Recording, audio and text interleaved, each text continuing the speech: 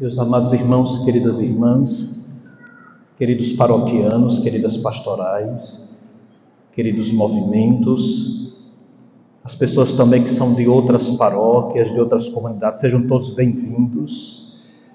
Nós estamos vivendo esses 3 dias, estamos começando agora o segundo dia do tríduo. O primeiro é da quinta para a sexta tarde. O segundo começa agora, já estamos dentro do segundo até amanhã à tarde. E amanhã à tarde, sábado santo, até domingo, é o terceiro dia de Páscoa. Que dias profundos! A igreja tem 2000 anos, pouco mais. E ela não consegue decifrar a beleza, o encanto, o modo, o amor como Deus se manifestou.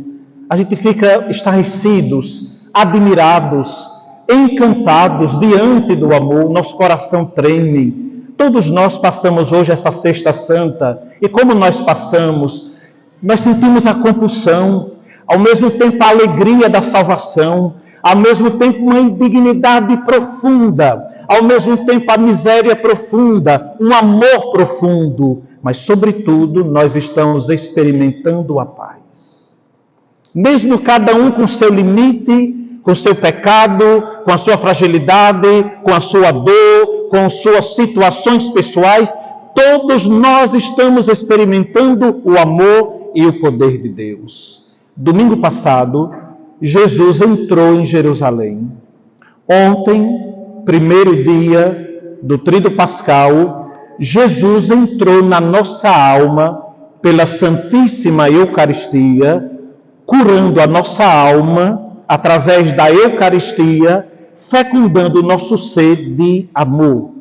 Por isso nós sabemos como amar, lavando os pés. Sabemos porque recebemos a Eucaristia, o amor do Pai que tínhamos perdido. Tome comigo o Evangelho da Paixão, que vocês acabaram de ouvir, lá no finalzinho. O evangelista João é muito curioso, belíssimo.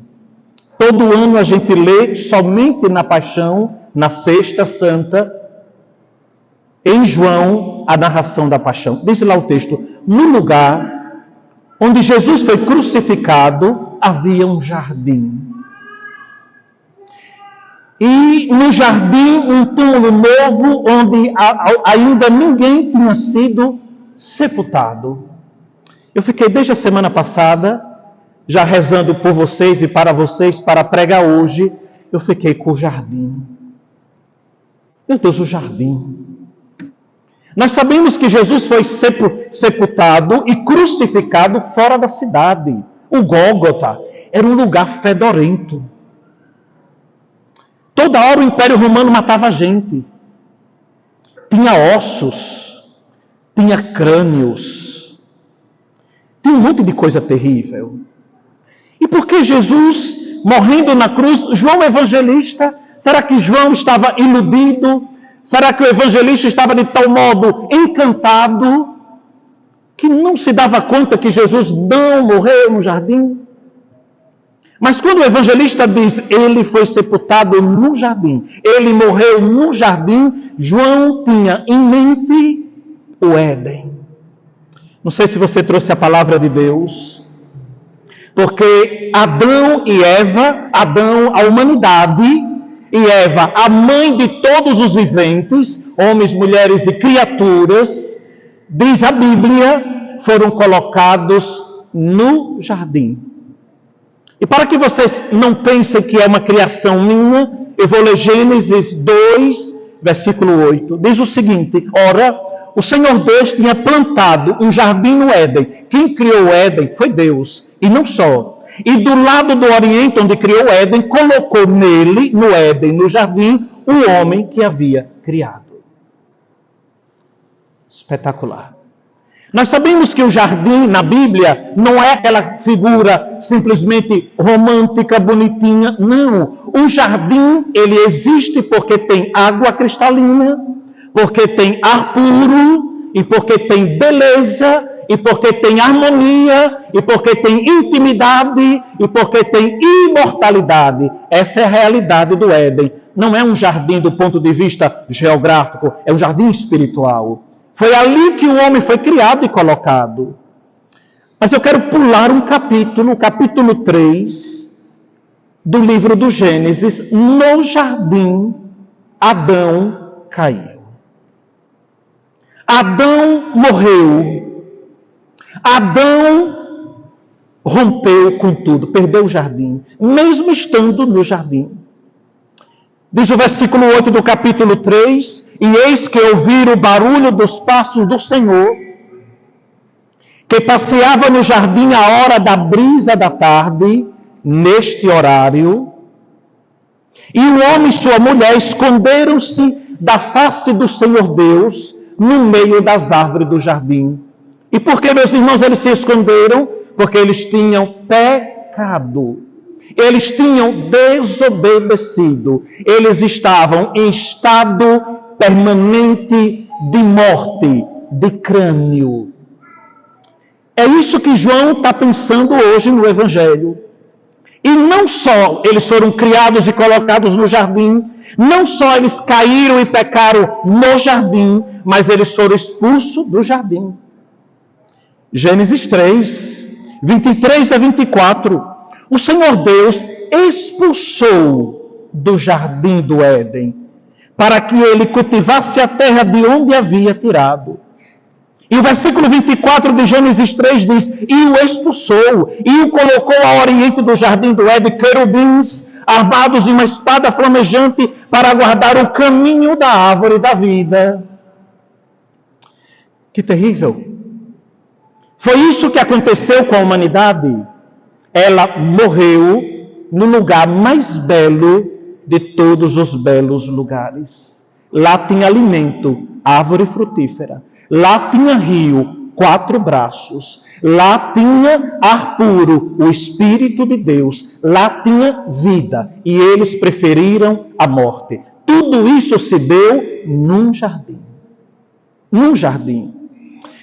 E a gente chega à sexta-feira da Paixão e Jesus entrou num jardim para salvar a humanidade e tudo que ele criou. Diga comigo, obrigado, Jesus. Eu sei que eu não mereço, mas o Senhor me salvou. Amém. Mas o Senhor não vai primeiro para o jardim do Calvário. Ele vai para o Jardim das Oliveiras. João capítulo 18, versículo de 1 a 2, Jesus saiu com seus discípulos para o outro lado da torrente do Cedron, foi ontem. Havia aí um jardim onde ele entrou com seus discípulos. E por que Jesus gostava do Jardim das Oliveiras? Por causa do Getsemani. O Getsemani era uma máquina. Eu já expliquei aqui uma vez. Era uma máquina de pedra, uma sobre a outra.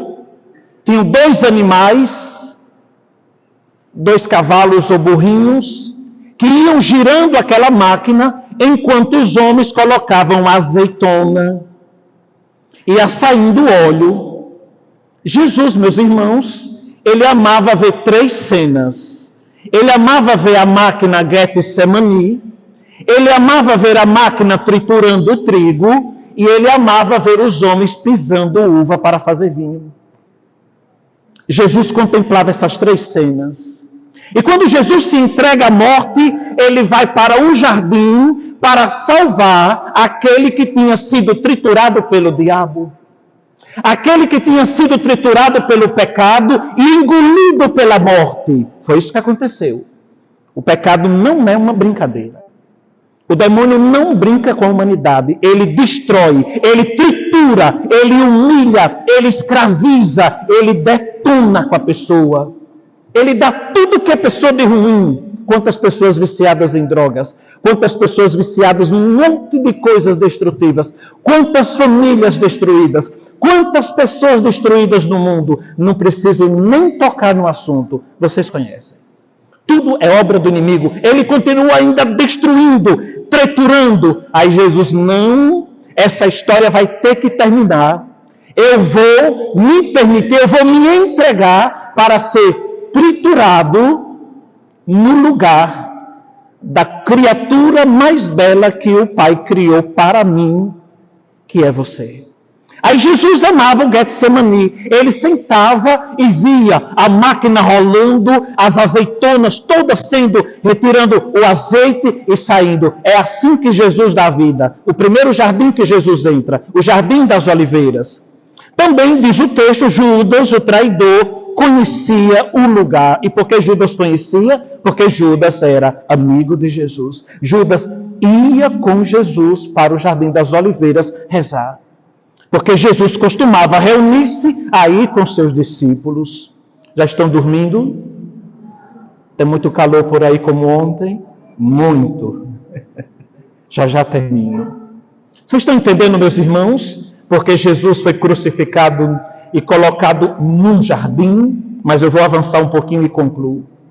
Aí nós acabamos de ouvir o evangelho de hoje, capítulo 19 de João, versículo 40, 41 e 42, e vou repetir para vocês. Então tomaram o corpo de Jesus, envolveram-no com os aromas em faixas de linho, como os judeus costumavam sepultar, o sudário.